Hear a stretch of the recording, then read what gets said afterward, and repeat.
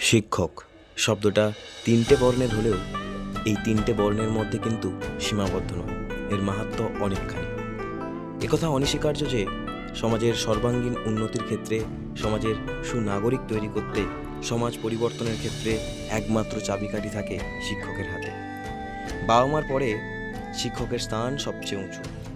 শিক্ষক কেবল শিক্ষার্থীদের প্রয়োজনীয় শিক্ষায় শিক্ষিত করে তোলে তা নয়, তিনি শিক্ষার্থীকে হাত ধরে এই জীবনকে চিনিয়ে দেয় এবং নতুন নতুন জীবন দর্শনে শিক্ষার্থীদের উদ্বুদ্ধ করেন। শিক্ষার্থীর মধ্যে আগামী দিনের শিক্ষক, কবি, দার্শনিক, ডাক্তার, ইঞ্জিনিয়ার, রাষ্ট্রনেতা প্রভৃতির বীজ তিনিই বপন করে যান।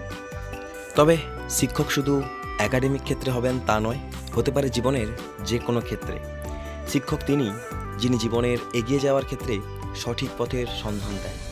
তিনি ব্যর্থতার দিনে পাশে দাঁড়িয়ে উৎসাহ দেন। তিনি সাফল্যের দিনে নিজে সবথেকে বেশি আনন্দ পান এবং নতুন নতুন লক্ষ্য স্থির করে দেন। বর্তমান যুগের সমাজ ব্যবস্থায় প্রত্যেকটি মানুষ নিজেদের স্বার্থের কথা ভাবে, কেবল শিক্ষক কখনো নিজেদের স্বার্থের কথা ভাবেন না, বরং তার ছাত্র ও ছাত্রীদের স্বার্থের কথা ভাবে। তারা জীবনের প্রতিষ্ঠিত হলে সবথেকে বেশি আনন্দ পান তিনি। সর্বোপরি কেবল সফল ব্যক্তি নয়, একজন ভালো মানুষ হতে সর্বদা সাহায্য করে থাকেন, মূল্যবোধ শেখান, সঠিক পথে চলার অনুপ্রেরণা জাগান। A great teacher is like a candle, it consume itself to light the way for others. অর্থাৎ একজন প্রকৃত শিক্ষক মোমবাতির মতো হয়, যিনি নিজেকে ধীরে ধীরে নিঃশ্বসিত করে অন্যের চলার পথকে আলোকিত করে তোলে।